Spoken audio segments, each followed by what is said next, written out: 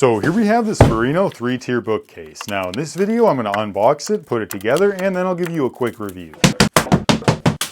There's everything that came in the package, just a few pieces of laminated particle board, then a pack of nails and screws, and the instructions. Anyway, it looks like this is going to be a super quick build, but let's go ahead and time it and see how long it takes.